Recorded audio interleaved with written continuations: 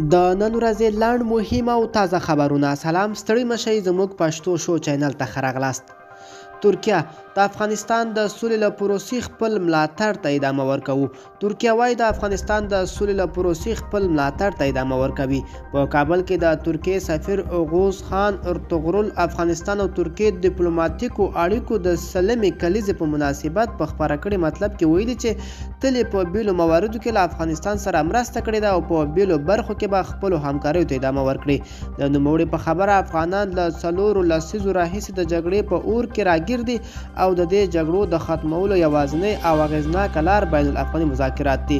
ارطغرل وایي هیواد یې تل په افغانستان کې د سولې له پروسې ملاتړ کړی دی او په دې برخه کې به خپلو مرستو او همکاریو ته ادامه ورکوي. هغه زیاته کړې چې د افغانانو په مشرۍ او مالکیت د سولې د خبرو ملاتړ دي او تمه لري چې ژر تر ژره په دغه هیواد کې روانه جګړه ختمه کړل شي. ملي دفاع وزارت افغان پوځ د هر ډول ګواښ پر وړاندې د مبارزې وړتیا لري. ملي دفاع وزارت وایي هغه تبلیغات ناسم دي چې ګواکې طالبان پیاوړي شوي او د پسرلي په راتګ سره به سختې جګړې وکړي.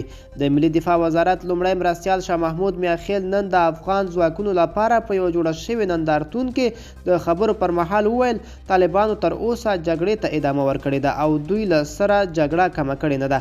نو له همدې امله دوی له لوري د سختو جګړو ګواښونه بې معنا دي. شاه محمود میاخیل وویل افغان پوځ پیاوړی دی او ټول حکومت د سولې ملاتړ دی، خو که طالبان د سولې لارو نه خپلوي افغان ځواکونه به پر وړاندې سخته جګړه وکړي. د ده په وینا افغان ځواکونه د خلکو د ساتلو او له هیواد د دفاع لپاره بشپړ تیاری لري او د هر ډول ګواښونو په دفع کولو کې به خپلې هڅې کوي. د اوبو چارو د تنظیم ملي اداره په هلمند ولایت کې د کجکي بند دویم لاټ رغنیز چارې ګړندۍ روانې دي.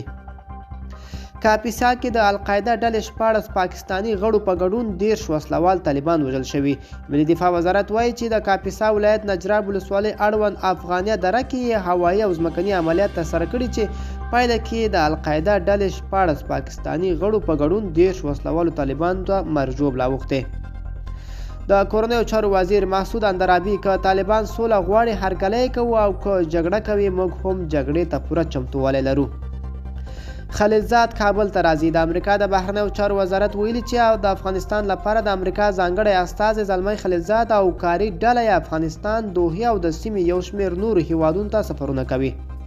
د بهرنیو چارو وزارت ویلي چې نوموړي به له افغان حکومت او طالب استازو سره د سولې په اړه خبرې وکړي.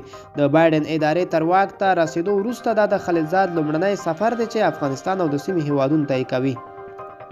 ملګرو دا وه زموږ خبري ټولګه. د لا ښکلو ویډیوګانو لپاره زموږ پښتو شو چینل در سره سبسکرایب کړئ او تر بلې ویډیو ښې چارې.